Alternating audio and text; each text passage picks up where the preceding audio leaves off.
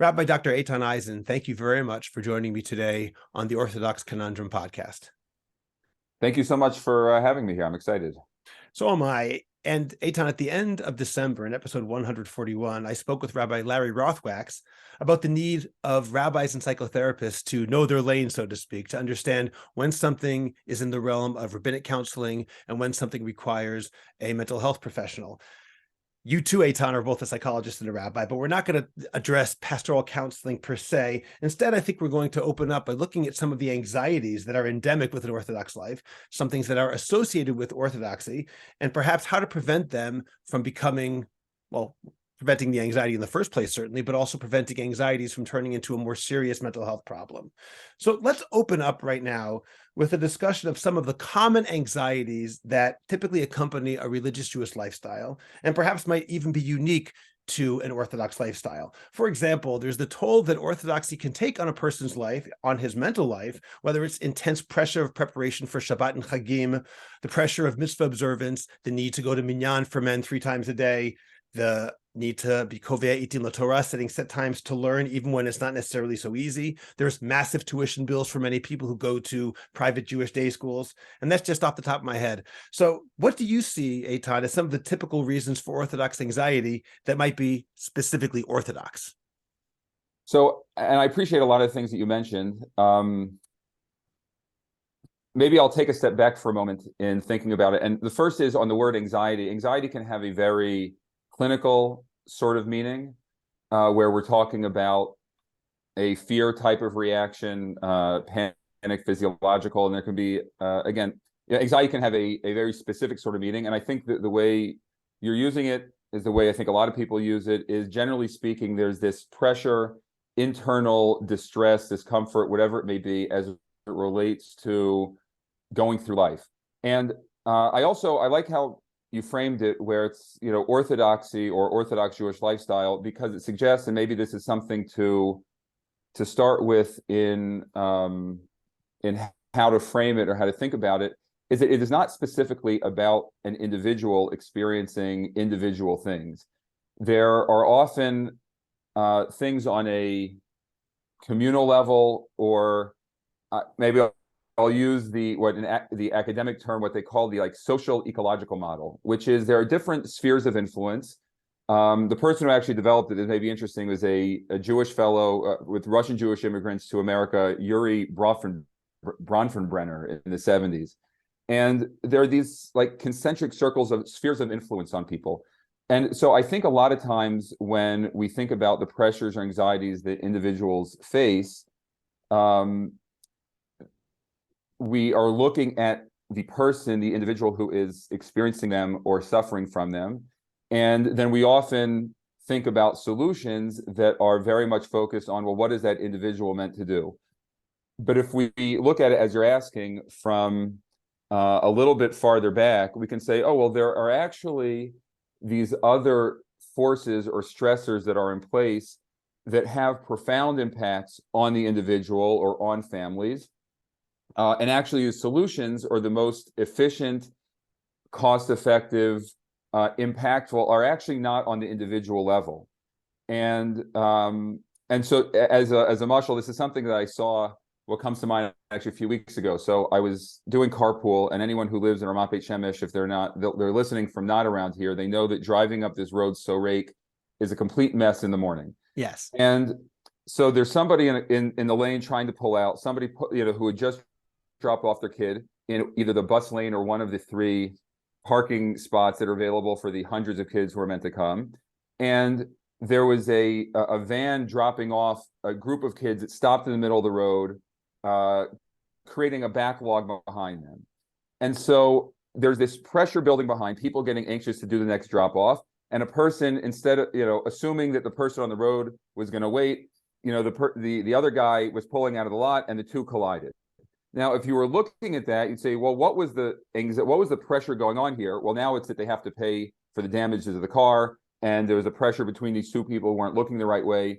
But if we take a step back, it's like, well, actually, it was the van driver who stopped in the middle of the road for 30 seconds, creating this backlog and the pressure. And if we really take a step back, we would say, well, it's the city planning of having 12 schools all along this road with blind curves, without enough parking for anybody to drop off during rush hour when there are thousands of kids and pedestrians. And so I think when we are thinking about stressors, I know that may be an example a little bit from left field, but to me, that is the framework I think that may be, or one of the frameworks can be helpful in thinking about some of the stressors. So can you speak a little bit about some of these concentric circles? Could you give some examples of how that works in Orthodoxy per se? Sure. So let's take one of the examples that you gave in terms of financial stress. So this has a few different levels. So certainly there are, the individual, the families, how much money are they earning? And, is that enough to cover basic costs? But let's say the larger circle of local community stuff, certainly for people in the States, I think this is a larger issue, is like, well, paying for tuition. Now, tuition can cost $15,000, $20,000, $25,000 per kid. And, the average American, not in the Jewish community, it earns $45,000 a year. So obviously that is not sufficient to pay tuition for kids in multiple families. So there are certain, so one of these circles that influences on the family is the cost of tuition, which is, again, not blaming the schools, not that the schools should cost less, but the question is, so why do schools cost that much? And there's certainly people who can speak to this much better than I can, but part of it is that we as a community have expectations that our schools should be performing and prepare kids for the best yeshivas, for the best colleges, to have the best opportunities in extracurricular activities, to have athletics, to have all these different things to provide the best opportunities so that they can get the best job, have the opportunities to get the best jobs, to earn a certain amount, and so the cultural norms, which again, I'm not saying are bad or negative and have a lot of wonderful qualities that provide a lot of opportunity and have raised the community in many ways, but that also provides pressure on the average person, both parents who then may both be working longer hours, who may not be as available in the home, and also on the kids of, what their expectations are for themselves and the pressures that they face in going through school, and whether it is like the competitive aspect of different yeshivas or seminaries, or the competitive aspects of earning a living as they go on later in life. And so there are the, again, cultural or communal aspects that impact on the individual level of stress when they come home, and they and groceries cost a little bit more, and so and it's like, well, these things are all kind of connected. And if we were making a multiple regression of all the factors, obviously for each family different things may impact differently, but I think when we look at it like that, there are different opportunities for where interventions can happen that will have the broadest impact. There's some people where on the individual side it's necessary, and that's what tzedakah, is for. We give money for people to put food on their table. And there are others that actually on a communal level can have a broader impact of how to lower costs or how to provide less pressure in terms of what spending would be like, which, I think as a community is a real challenge that we face. That, you look at advertisements in any Jewish publication, and everything seems to be very high level. And that's what people are seeing. And that's sort of the, I think, implicit expectation that people are striving for. So I don't know if that helps sort of give an example of what this sort of framework may be. That really does. In fact, I'd like to stay on that issue of cost just for a moment before we get to some of the other issues, as long as we're opening up with that one. Part of the problem is, of course, simply the cost of a Jewish life. As you mentioned, Eitan, tuition is very high, at least in the United States. The cost of kosher food, you implied, is also more expensive than non-kosher food. And we could add other things to the list that are necessary. But I think there's an additional one which can be affected by society in a way, but it's very difficult to do so. And that's the cultural emphasis on, and for lack of a better term, materialism, which I think has maybe become a real problem in many of our Orthodox communities.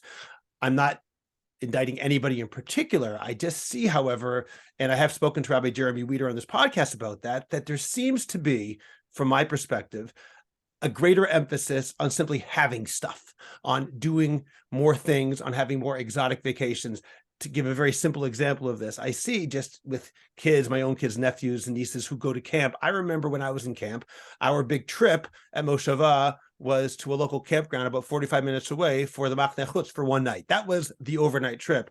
And now it seems that many camps, and I don't only mean luxury camps, many camps, they'll go to California if the camp is on the East Coast, they might go to the Dominican Republic. There are many different places that they go.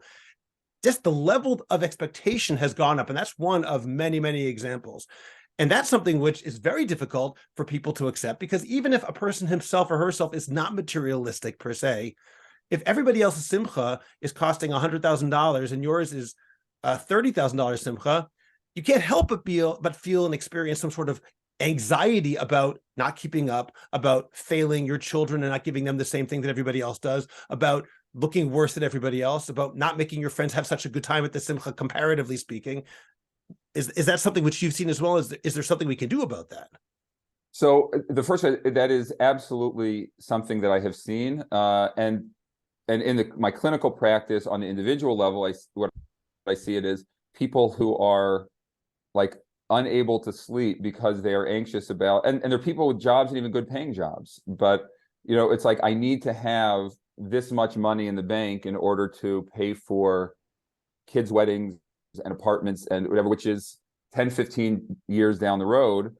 And my family has been blessed that we have, my parents and in-laws have been willing and able to help us get started in life. There are many people who don't have that kind of support. And so, I mean, these are anxiety. If I can share a story, this actually is going back a whole bunch of years, where we were living in a certain place, and there was a shalosh for young professionals, and my wife and I were actually some of the younger people at the table. I was still in school, and there was somebody who commented about taking like sleeping pills, or it's like sleeping medicate, at night to help them sleep.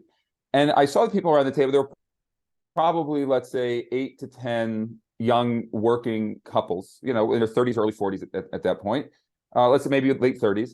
And they were all sort of nodding their heads. And I said, I just out of curiosity, not asking, who here is or isn't taking, but how many people, what percentage of people do you think are taking sleeping medication and like to help them sleep? And so someone said, I probably about 75, 80%. And I was like surprised by that. Thank God I fall asleep well sometimes, and I'm a good sleeper. But and the numbers aren't that high. They're probably 10, 15% or something like that. But the perception that people in the working world are so stressed out, right? That there's something going on in their lives that they are not able to sleep. And this is going back 10, 12 years, right? They're unable to fall asleep, these normal sort of human processes. And what I contribute that to is the pressures and demands of working, raising a family, paying the bills, and all these other things. I mean, it has a very real impact on the day-to-day life of people. The question of what to do about it, I mean, there is the other side of it to say is like the wealth that not all Jews, but many Jewish communities have been able to achieve, certainly in the United States, also in Israel to a large extent, has been a blessing in many ways. And it has provided opportunities for education and enrichment and family connectedness that would not be the case if the financial security and stability weren't there. And so there certainly is a certain aspects of blessing attached to it. And so it is, I don't necessarily have solutions to it. I know there are communal levels, when people come out with, here are guidelines for weddings or simchas, and people look at that and they're like, nah, that's okay. Because again, they want family there, and it's not even like about materialism, but it's like, people, there's an expectation that you will invite family and friends to your simcha, and that costs money, right? And it costs a lot, and it's a financial stress. So I'm not sure I can offer solutions, but what I would say is, and this may, the solutions may not come from the mental health professionals, meaning that it is not the people who are focusing on dealing with the anxiety that are the ones who can best combat the pressures that are associated with it. It is communal leadership. It is, and that takes many forms, whether it's rabbanim or politicians or lay leaders in the community who make decisions about what example they will set and how they use, the financial blessings that they've achieved. So I think that, again, if we're taking a step back, it's not necessarily about the person working with the individual in the therapy room or on a sort of small level. They are sort of big communal issues. And so I think they were then best addressed by communal leadership in one way or another. I was being very unfair by saying, what can we do about it? Right. One of the biggest problems in Jewish life today. I figured I'd give it a shot, though, but I respect what you're saying. Another source of anxiety, which is also implied by everything we've said until now, is the problem of appearances. And I don't mean appearances necessarily in the negative sense of if something appears, you care so much about how everyone perceives you, that feels very shallow, but it often comes from a real place of concern. For example, something which I see often here in Israel is a fear of appearances based on the problem of shidduchim, that if something happens in our family that we're not proud of, for example, or that even if it's not it might just be seen as a negative, even if we don't see it as a negative, that problem of appearances can lead to someone says, well, I'm not going to let my son go out with their daughter or something like that. I'll even give a simple example because my family is filled with Crohn's disease. I have Crohn's disease. I have a couple of kids with Crohn's disease. I have a niece and a nephew with Crohn's disease. We are fine.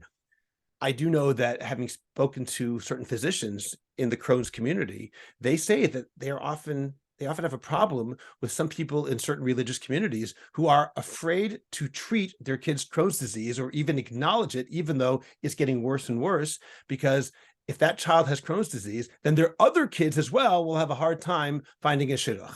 That's an example of appearances that can cause tremendous stress. And obviously, I feel that's very, very unfortunate, but I also accept that in that community, it's real. What do we do about, again, I'm asking for solutions here, but how can we prevent or even to address the problem of stress based on appearances? And that's just one example of many. So to me, when I hear that as a question, and I certainly see that on a daily sort of basis where, if not about medical conditions, certainly about like psychological, whether it's therapy or diagnoses or medication or that kind of stuff, where, part of the hesitancy, if there is some, it is about, well, what is the impact on like communal standing or stature or shidduchim or that kind of thing. And to me, this is, it is about the pressures of, I don't necessarily like this word, but like of the perfectionistic qualities that have developed. I'm not sure that they're new, but they seem to have increased over time as, I wonder, this is sort of, I'm wondering if this is paradoxically related to communities becoming larger, becoming in some ways more successful in a lot of different ways, where there's a sort of expectation that we can create, we can have a perfect sort of something, right? And that's interesting. If there are 20 Jews in a neighborhood, so then, they all sort of have to figure out how to get along and have families and do whatever. And I think this applies in a lot of different areas, not only necessarily, again, about medical or psychological issues, all about religious observance for kids or other family members, or whoever, or even who a person's friends are, or what they're right. There are all these sort of social indicators or social status indicators or indicators of suitability for shidduchim that in some ways I think are, I wonder if it's sort of being victims of our own success, where we have been able to achieve a high level as a community, again, not every individual, but as a community able to achieve this. And it sort of spills over into the very individual type of thing. And I certainly hear the question in terms of what is the solution. I think that, again, it starts relatively, it's a big picture type of thing. I think there are individual level type of interventions about training one's kids to be,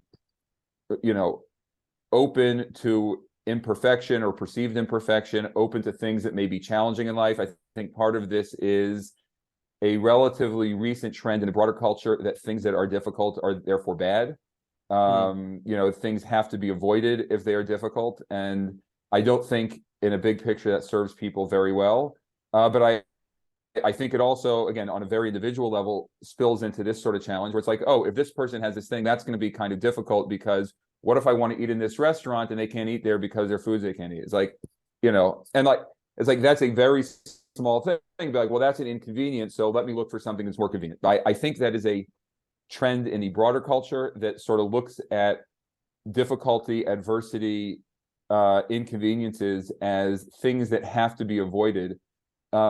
Whereas I think if we were to, again, take a step back and think about it, we would say our communal values, our religious values should override the instinct to try to avoid anything uncomfortable. And we do that sometimes. But so I know that's not necessarily offering broader solutions. I think that it is a communal big picture type of thing.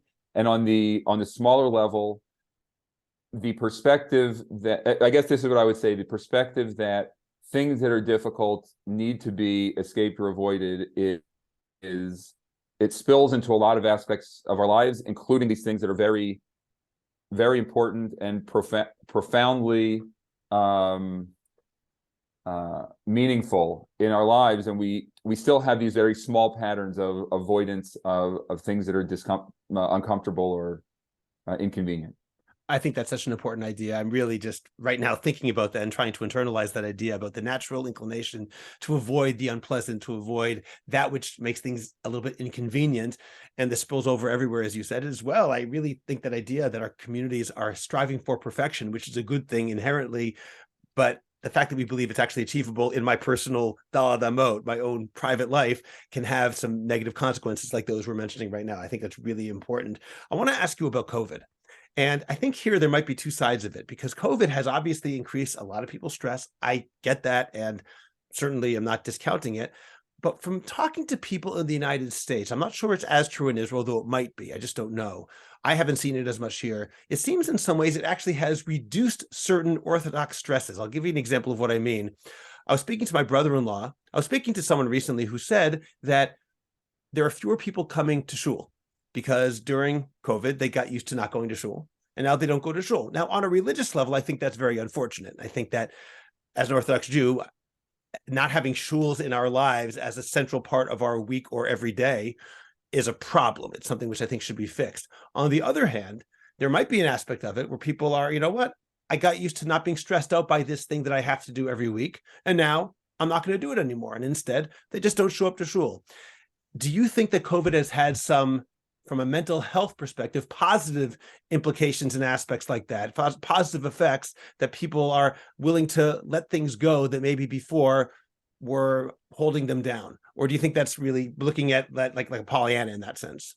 Well, so I'm going to take, well, I'll ask a question to you maybe from the other perspective on it. And that is, so, one of the things that I think the COVID era taught us is the importance of connectedness and a sense of purpose, right? And that how connectedness to other people and community is associated with an individual's well-being, a sense of purpose and meaning. And so when people, I definitely think that pressures of like, okay, I have to go to shul every week and that plays into religious pressure that can be negative in some ways. But I wonder, when people are not attending, so what are they doing during that time, right? And is that something that they are doing something else that could be meaningful, or not? And I suspect that part of the difficulty of getting people back into shul has reduced the level of sense of community and connectedness. And again, separate from the religious aspect of are they davening with a minyan or not, which I know many people who feel that their davening is better for one reason or another if they're davening on their own, whether they're week or on Shabbos or whatever it is. And so the religious aspects aside, but the sense of connectedness and the other benefits that showing up to shul have, which is social connection, feeling of community, feeling that you are part of something. I think that people, well, and maybe I'll use the same sort of language as before. If people don't go to shul because there are aspects that are stressful and they are home. So again, they get the relief from not having to go to shul and wake up early and the pressure they feel. And maybe if they've been able to expel the sense of guilt that they may have. But what they lose out on the other side is the sense of community and connection for themselves, for their kids, which actually, I think, in the long term, tends to have a negative impact on themselves, the family, obviously, then the community also, if there are less people involved. And so I definitely hear that, finding areas where there is unnecessary pressure in shul, in Jewish communal life can be important in helping people find, let's say, a balance in what works for them, where, I think many women have expressed me when, it's the afternoon and the kids are kind of going a little bit nuts, and the husband is like, got to go to mincha, right? And that's like, and it's always at the worst, no matter what time it is, it's always the worst time. So like, why do people go? There could be religious aspects to it. There's also a social aspect where people feel the need to go. It's like, all right, well, is that pressure to show up to mincha then more important than the value of being home to be helpful? And how do you balance those things, and how does that work? I think that is an important question to ask, both on an individual family level, on a communal level, of what Rabbanim may be advising people about and showing up. But I think the idea that people will remove themselves from fixtures of communal life because there's some of this other pressure involved, again, it's not to downplay the pressure that they feel, but it means that the avoidance of that and is not necessarily serving them best in the bigger picture of the long term. I understand that. I still remember back Pesach 3 years ago. That was the big COVID Pesach. And of course, eventually people adapted in different ways, both because of the advent of vaccines and also because of greater knowledge. At that Pesach, when, at least in my neighborhood, there were no shuls, there was not even davening outside that Pesach. That was very much towards the beginning. And people look back at that, and I've heard different responses. People, sometimes I hear them say, oh, that Pesach was the worst. Now, of course, I am not discounting that at all. I don't want to downplay it. For some people, it really was very, very difficult. And of course, people were dying. This was not a minor situation. There also was an aspect along that, which I remember, frankly, fondly. I remember the fact that our whole family was together. We're blessed to have 7 children. We were all together in the house, and we were all there. And there was less pressure for the kids to get up for davening in the morning, because if they wake up after minyan, there is no minyan to get up to. So you can get up and daven whenever you want. So they could stay up at 4 a.m. and who cares if they wake up later than the minyan would have been.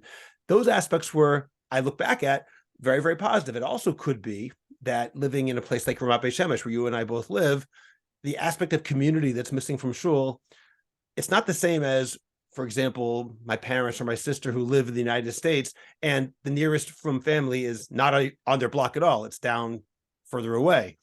If you are living in Ramat Beit Shemesh, you simply, I could knock on my wall and there's somebody next door who's from family, and I hear them singing Zmiros on Friday night, and they hear us too, because our walls are thin. So even though we're not physically in the same room and you may not be seeing them, your street has, on just within a block, hundreds of from Jews. So in that sense, there really was that nice positive aspect. And also we assumed, thank God correctly, that it wasn't permanent. It was sort of a temporary vacation where our normal way of life was being interrupted, and well, you can't go to shul, so at least that aspect, enjoy the fact that you can relax a little bit. So for me, that was an aspect which I look at positively, and I do remember it in the sense of, oh, there actually is less stress from that perspective, even though in many other ways it was filled with stress.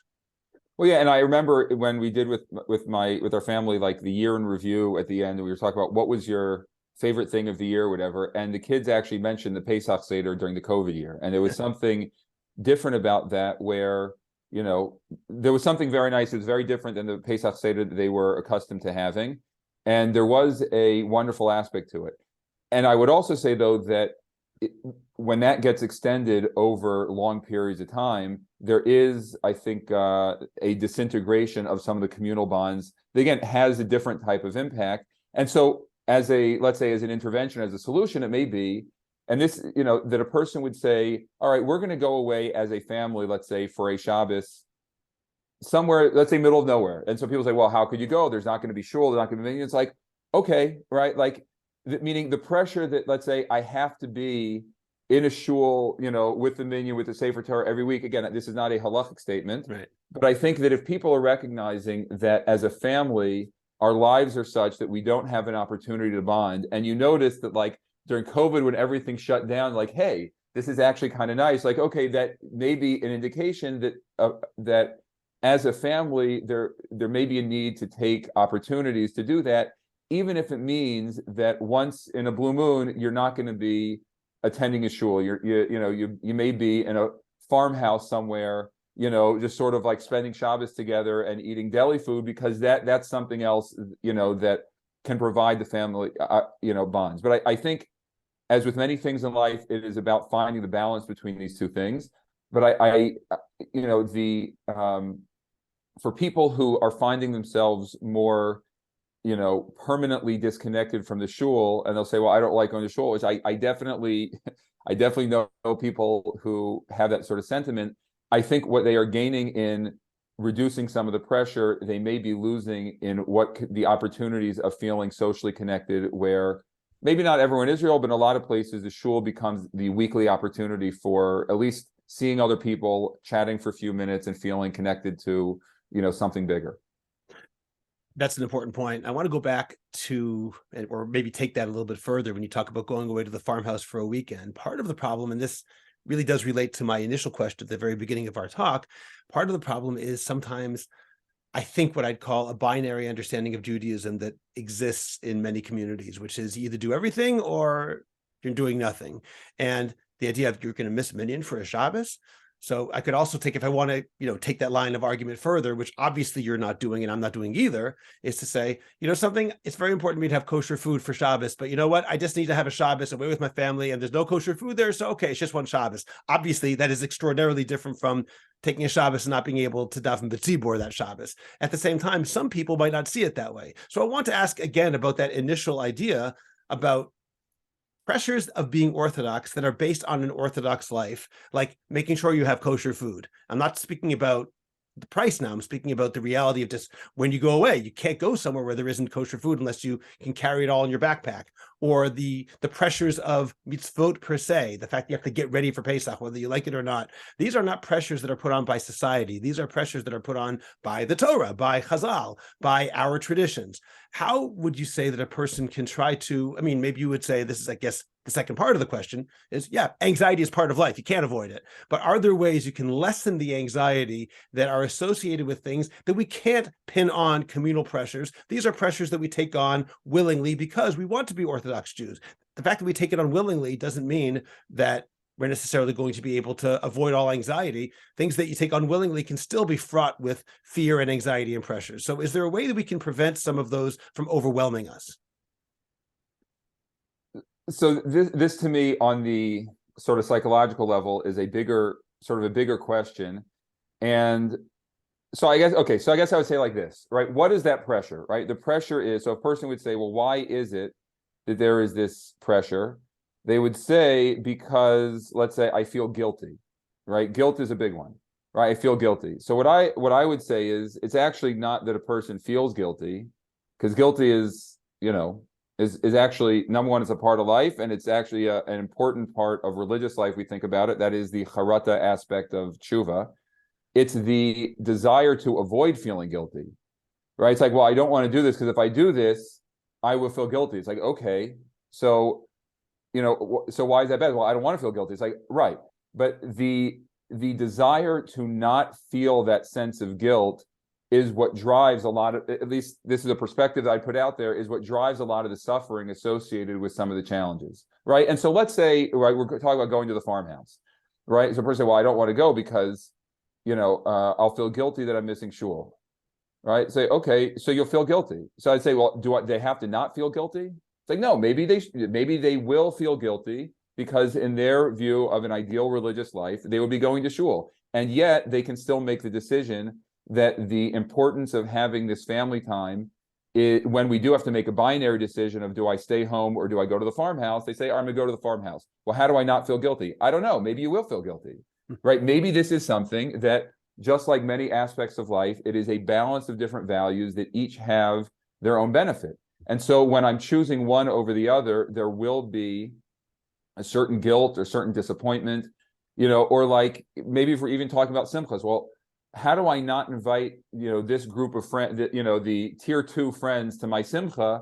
I'm going to feel bad when I look at them and they're not invited, right? So it's like, so what do? They invite all these people because, so what would they say? Because I felt bad. It's like, no, you didn't invite them because you feel bad. You invited them because you didn't want to feel bad, right? But maybe feeling guilty is fine, right? Because they're friends and you want them part of the simcha, and you have to make a values judgment call that will involve feeling kind of bad, that there are going to be some people who are left out, right? And so I think a lot on the individual level, from what I have seen or experienced, a lot of the suffering and angst that people experience about religious life is actually not about guilt per se. It is about the desire to avoid feeling guilty.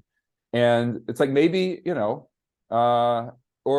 like, well, and I would also say, in terms of, let's say, not having kosher food, I think that if we're thinking about levels of Isser, so obviously eating something that is not kosher, is I don't know of an Orthodox rabbi who would say you can eat something not kosher. But what we may say is, all right, then for your Shabbos meal, you can have fruits and vegetables and crackers and make kiddush over a loaf of bread if you can't bring, and like, you can have a minimal things. Well, I feel bad. How can I not have cholent? It's like, okay, so you can feel bad. That's fine, right? If your values are that I want to have my Shabbos meal at a certain level, so you will feel a little bit bad about that, but you can still make that choice because there's this opposing value that in this moment, takes priority. That is such an important point. It relates back to what you said earlier about this drive for perfection in our communities. Maybe in my own life, I want to have everything. I want to be able to do everything that I want and not feel bad about it. And sometimes the answer is, you have to make a values judgment here. You're not going to be able to have both. You have to be able to have a simcha that you can afford, and you also have to be able to not invite everybody. And sometimes those can conflict. And you know what? If they conflict, so be it. You might feel bad.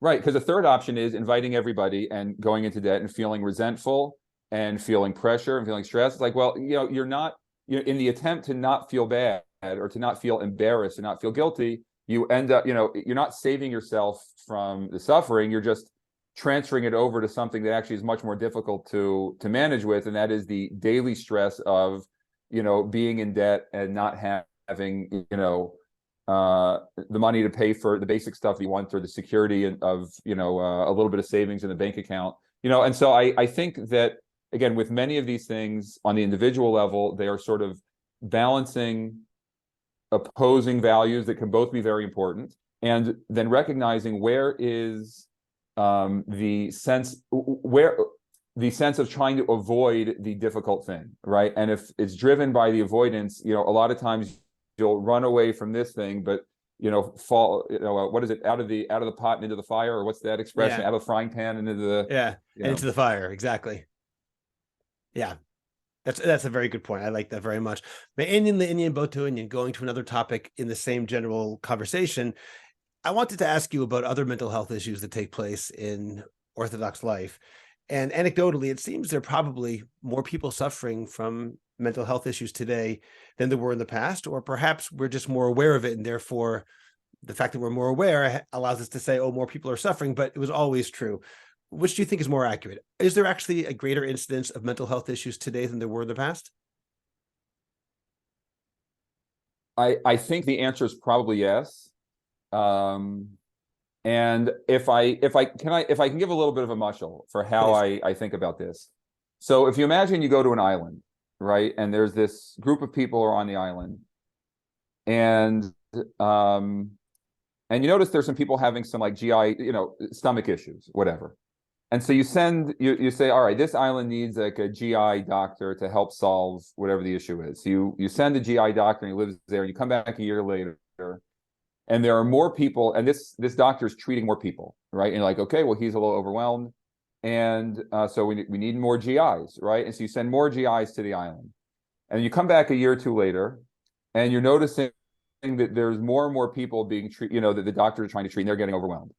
So at a certain point, so there's a few options, right? One is that, there were always these people who were having the GI issues, and just we didn't know about it because there were not the professionals, available to be able to identify, and so people weren't, coming to people because they're like, well, there's nothing to do about it. There's no one who can help, so I'm just not making myself, known.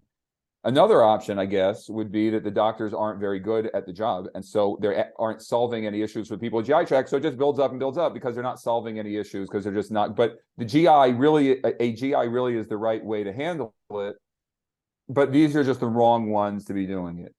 And the third option, which I think we would all sort of come to the conclusion ourselves, is that, yeah, there may be some people who the GIs can help. But if what we're seeing is maybe this is not a GI doctor issue, right? Maybe this is something in the water source, right? And the water is what is, it has these bacteria or whatever it is that's causing these things. And so the GI is not actually a solution. The solution is, having a water filtration system, right? Which relies on local government, and it relies on scientists, and relies on whoever to solve, that sort of thing. Or, how are people treating the food, right? Are they cooking it? Are they eating raw meat? And what sort of those cultural things. And I think the same thing, that's the way I often think about the, let's say, mental health stuff. What I have noticed is, and again, this is my profession as well, and is not in any way to downplay the benefits that people receive from therapy, or to downplay the professionalism or the skill of the various therapists who are out there. What I would say is, I think it is hard to walk down a block without, bumping into a mental health professional in the certainly English-speaking Jewish community, right? And it's like, are we seeing rates of depression, anxiety going up or going down, right? And I don't think that they're going down, right? And so the question is, well, why not, right? And so I think that maybe what we are looking at is that it's not actually the things that will solve the issues on the bigger picture. Again, individually, there are people whose lives, both physical lives and emotional lives, are saved by the therapy process. And there's no question about that. In the same way that the GI will help a certain percentage of people who really need, that's really the issue, that they need a GI doctor with that set of expertise.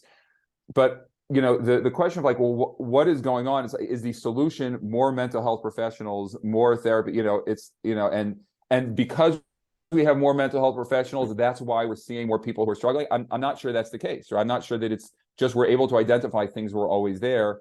I suspect that some of it is the sort of broader, whether it's Jewish communal issues or broader trends, cultural trends in the Western world, secular world, that are impacting kids and adults in the community. I suspect that's probably the more likely explanation. And that also opens the door for, well, how do we think about what solutions or interventions would look like? Because, the therapy side, I know this isn't exactly what you have asked, but like this is sort of where my mind goes. The therapy aspect of it is both much more resource intensive and also not necessarily even helpful for all of the people who may be struggling one way or another. What do you mean resource intensive? Well, I mean, it costs a lot of money for people it costs a lot of time, right? It's an expensive prospect. And a lot of times, as you bring up what we talked about before, part of the stressors that people have are financial stressors. And those are specifically the people, who may be, when kids or even adults are in that situation with a lot of stress, they look to therapy to be the solution to that sort of stress, and they're the ones who don't have the resources to pay the private therapist. And there are some, public, free or subsidized therapy options, certainly not enough, and certainly not accessible to all the people who may be seeking it. And so, and it costs, time for people, bringing their kids somewhere. It means that they're leaving their other kids at home, if they themselves are meeting with a therapist, it means leaving the family or leaving work early, or losing out on other sort of opportunities that may be there. And again, it can be necessary and very beneficial in some instances. But I think that if we are thinking about the mental and psychological, emotional distress that we're seeing among people, which again, I do think is rising. I don't think it's just we're being more aware of it. I do think it is rising. I'm not sure that the intervention is best thought about on the individual level. So from your perspective, it really is more about prevention on the communal level in order to stop the influences that are creating these individual anxieties, these individual mental health issues. So that, and effectively, you're saying that's like treating the water supply in your metaphor. Yeah, and so I'll give an example, and this, I'll say two things. Part of the reason why I think prevention conversations are not as common is because it's much more difficult to show people what has been prevented. If there's somebody who, let's say, is in a very difficult spot and they would need to go to a, like a rehab, an inpatient or rehab center or something like that for a few months, and that can be $30,000 a month. You can show people, here's a person whose life you can save. And again, it can be invaluable to be able to go to these places. It can absolutely save lives. The question of prevention is like sort of this, it's a little more, what would it be, like esoteric, right? It's like, how do you quantify what is being helped? But if you imagine for a second, right, this is something that comes up, I think, a fair amount, unfortunately. It's a very painful thing to see. Like when kids are bullied in school, right? So the kid has a very difficult time. They end up with behavioral challenges at school, behavioral issues at home. They end up not connecting well with friends.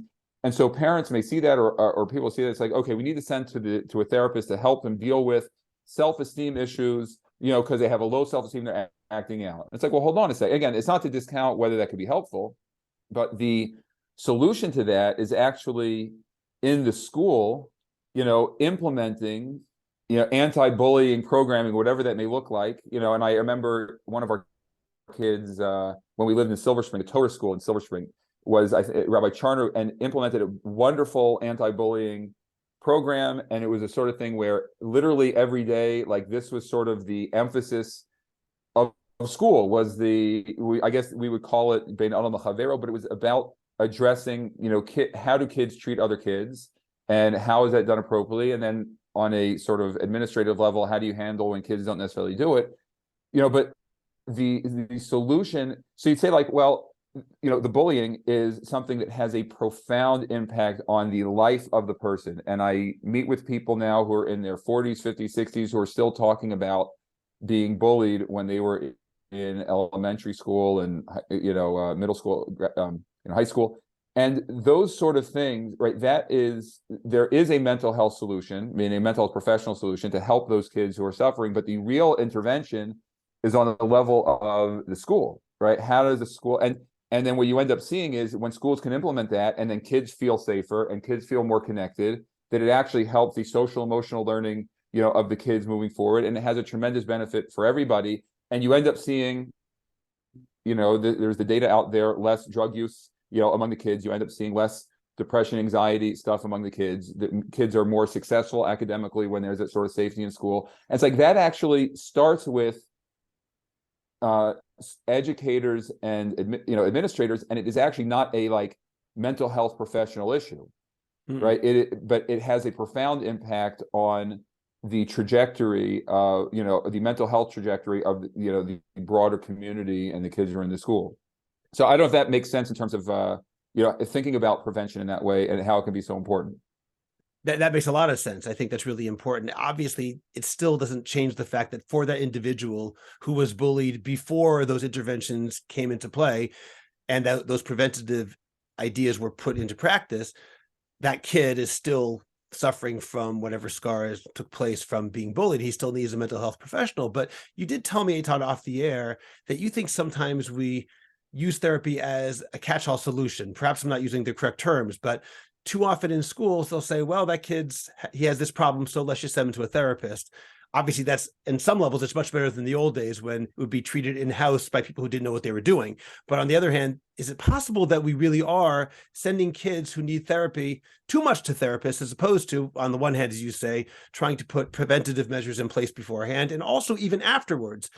Are there things that can be handled in-house that don't require therapy, that we sometimes over-therapy? So to coin a term, I guess.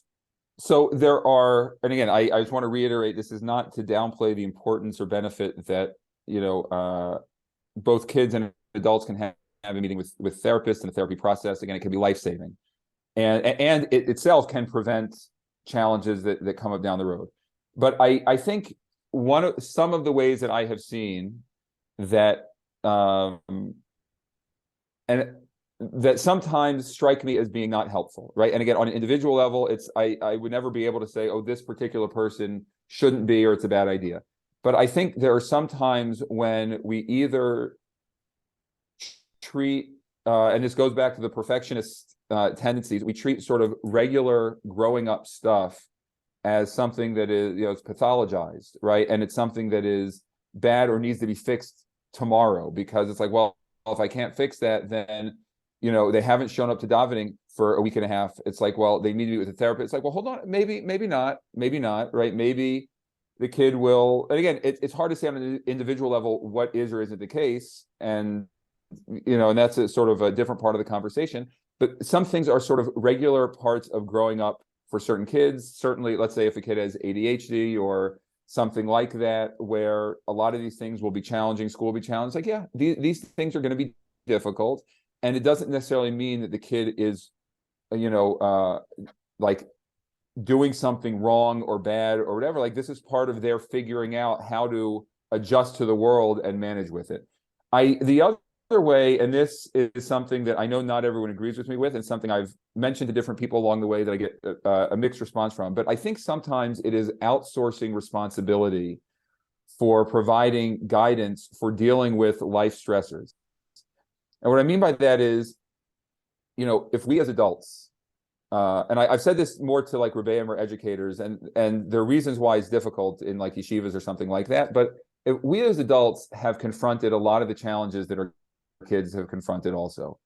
And the question is, what have we done to figure out how to manage with the curveballs that life throws us and the difficulties? And it's like, well, maybe that is, and so there are things that we, let's say, as parents can do to help provide guidance to our kids in two ways. One is establishing just regular connection with them, spending time with them, talking with them, not even about the challenges or problems. And the second is, if that relationship can be forged, we have the opportunity to listen to the kid and provide guidance for how it can be, what things need to be handled, what things they can sort of ignore, what sort of things, you can sort of sit with them as they're having difficulty with this friend or that friend or certain tests or subjects in school that's difficult. And so we actually, as adults, hopefully go through a process of adulthood where we're figuring this stuff out. And so I think when therapy is used to outsource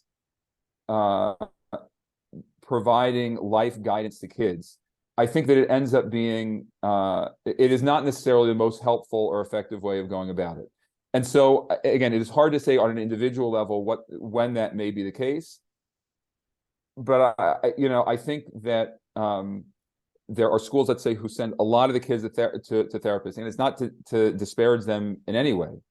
But the question, like, is that on a communal level, is that what's most helpful, right? Is there a reason why, let's say, parents or friends or community members are not qualified to offer guidance about, well, what friendships looks like, what should the dating process look like, talks about sexuality, right, that in principle are sort of the core issues of values that we are trying to transmit to our kids, but a lot of times we are sort of like, again, like outsourcing it to somebody else. And so I think those are two main areas, again, these sort of everyday life challenges that people may face, that it's like you're raising the ante by sending to a therapist in a way that may not be helpful, and it sort of makes the person think that there's something more wrong with them, so to speak, than actually is the case. And the second is I would say, like, outsourcing what would be guidance either from parents or rebbeim or other teachers or adults or educators or something like that, because whatever the reason be, either discomfort or they're frazzled and they don't have the time themselves, or they're overworked or whatever it may be, that I think sometimes relying on therapy to provide that is not necessarily in the community or the kid's best interest. That makes a lot of sense, but it really does raise a lot of issues for me personally, both as a parent, as someone who used to teach as well, The issue is this, which is that it's very hard to know where that line is drawn. And I think there's such a danger of figuring it out and getting it wrong and being on the wrong side of that line. For example, when I used to have a yeshiva, we had some students who came in, and at certain situations, we had it for 11 years, there were many students, and we said we wanted to send them to a therapist. And occasionally the therapist would come back to us and say, I cannot believe those parents waited until now, and you're the ones who are finding the problem, and they didn't take care of this. This kid has some serious mental health issues that have not been addressed for 18 years. How could it have gone so far? And then there's the other side, as you're saying, where people are outsourcing it, and things that are not mental health issues, they're treating it like this kid has depression. We have to send him to a therapist because he won't get up for minyan this week, and he's in bed all the time, as opposed to, no, he's going to bed at 4 a.m. because he's watching movies. He doesn't care about minyan. There are all sorts of reasons why it could be happening. there I can figure out there probably is depression, is probably just a sleep issue or not wanting to go to Minyan or various other things. But as a parent, I worry about this. And as a teacher, I worry about this. How do I know if I'm not erring on the wrong side, if I'm not making a mistake and saying, I'm not going to send him to therapy. This child simply needs more guidance from me. Maybe the guidance he needs is guidance that I'm going to do wrong because I'm not trained and he needs something much more than I can provide. It's above my pay grade. How does someone know where to make that decision and how to draw that line? So the way I usually think about it is, and I advise actually parents and teachers when it comes up, although it's more frequent with parents when the question is raised, is for the parent or the educator to meet with a trusted therapist, right? And say, here's what I'm seeing. Is this something that should be brought to, the mental health professional? And so I agree with you making that determination. Even the mental health professional may not know for certain, but I think that there are times when I guess because you sort of raised it a little bit, like when a parent, let's say, called up and said, like, I found my kid with their phone and stuff on it that I don't like. I need to go to the therapist. And it's like, well, and it's not to say that the kid wouldn't benefit from it, but it actually, what may be helpful is for the parent to be able to figure out how to get over the discomfort of talking about this embarrassing thing with their kid, right? And figure out what is the right technology policy. And this is a whole topic, I think, that also, I don't think there's a community in the world that's figured out, and I think the Jewish community is included in that, is how to deal with technology stuff in general. Certainly inappropriate stuff with technology is a unique problem, but it's not only that. But the parent then figure out, well, how did you as a parent set the boundaries with the kid? How do you as a parent talk to your kid about these issues? How do you ensure that they're not going to sleep at 4 o'clock in the morning because they're playing Call of Duty, with it, right? And so I think that the parent or the educator who may feel, or there's some things that are black and white. Like if you're seeing certain things, like, yes, this kid definitely needs a higher level of support than we can provide in this school, this yeshiva, then I think there's some things that are very clear. But the issues that are gray, so I think it would be the Rebbeim having conversations with a mental health professional saying, here's what I'm seeing.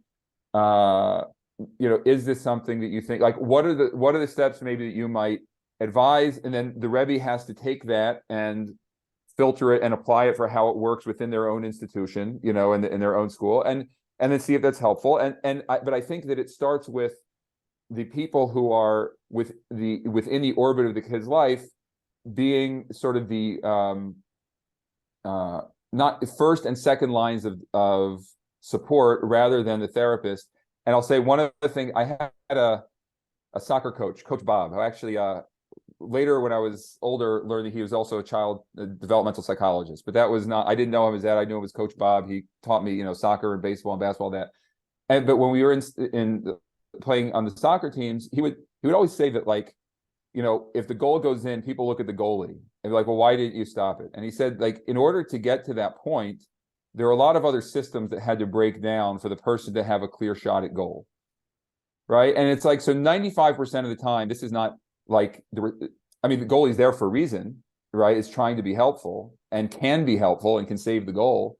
But as you're saying, like with parents that sending the kid, it's like, right, the therapist is there for that reason, right? Where if the kid gets to Israel and they're 19 years old and have had these major challenges that have never been addressed, but the first, and that certainly is an issue that should be addressed, and the therapist plays a major role. But the real challenge there is, well, what was going on with, in their home, in their family, in the community, that these things were not recognized, or, it could be they were recognized, but the parents were overwhelmed, or they couldn't afford to send to the therapist, or they couldn't find a psychiatrist, or, they were disconnected from a community. And so, they themselves didn't feel comfortable, or they were nervous sending their kids because of the shit off stuff. It's like, that is actually, and so there are all these other factors that get you to this kid who is not able to function in the way that he or she needs.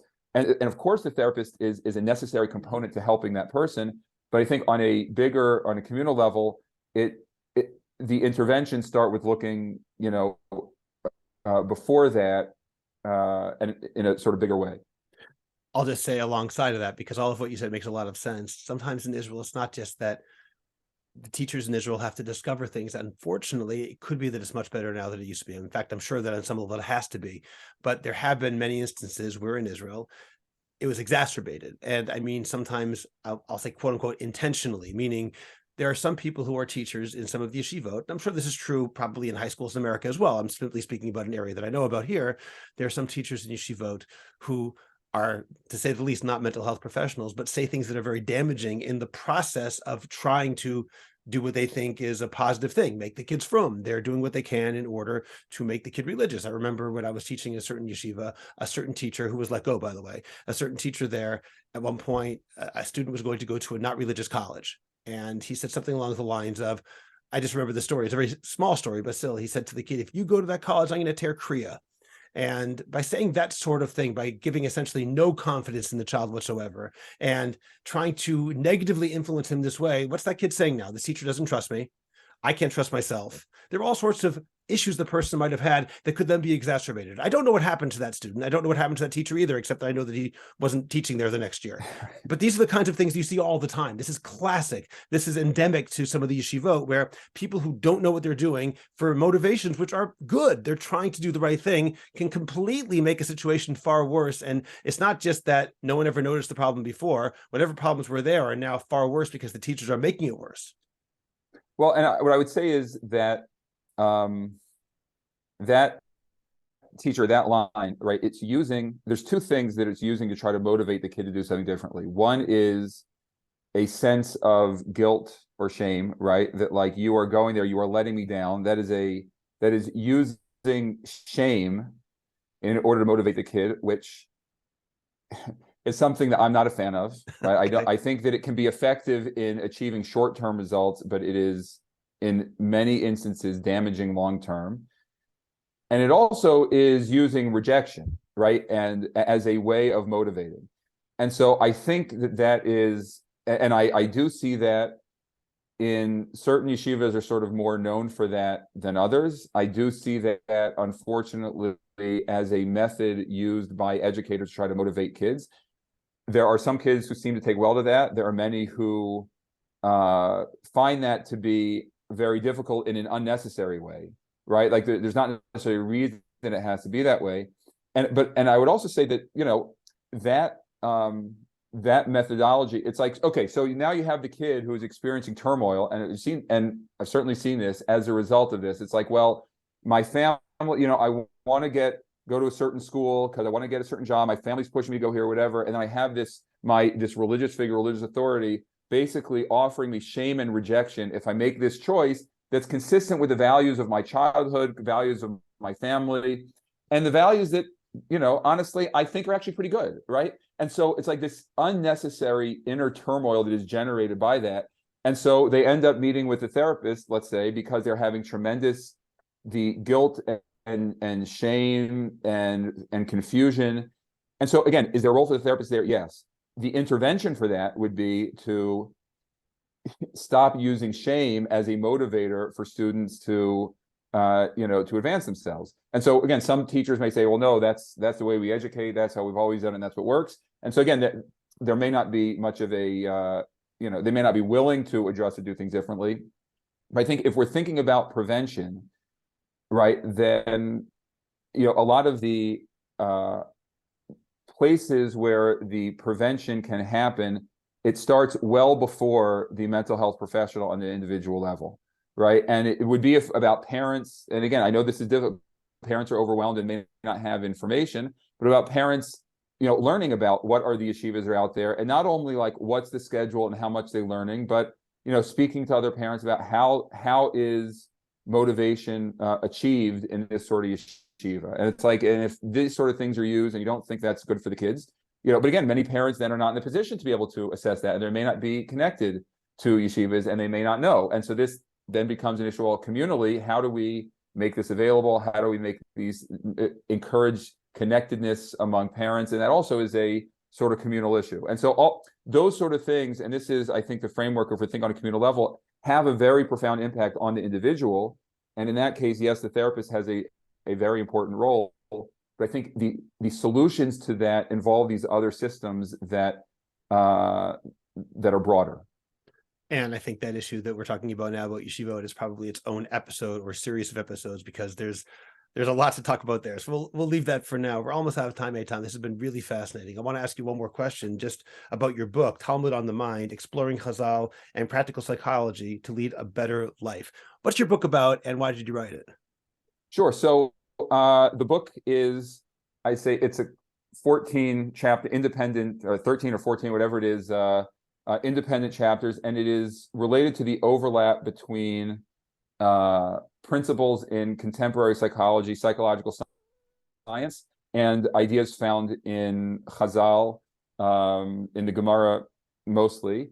And I'd say I started writing it. I'd say I started taking notes, not with necessarily with the intention of writing a book, when I was in graduate school, and I was learning things, and I was like, oh, this actually sounds a lot like this line or this idea from the Gemara. And I'd make a little note to myself, and then as I would progress with both my learning in Gemara and also my studies in graduate school and beyond, turning the page of the Gemara, noticing when Chazal use psychological ideas or principles. Well, one of a couple things. Either when Chazal use psychological insight in order to either explain something or apply a certain halacha or whatever it may be, or alternatively, where contemporary psychology offers unique insight into ideas of Chazal that we may not have been aware of, if or maybe less accessible to us without the sort of modern psychology fleshing it out more than we would otherwise be familiar with. So I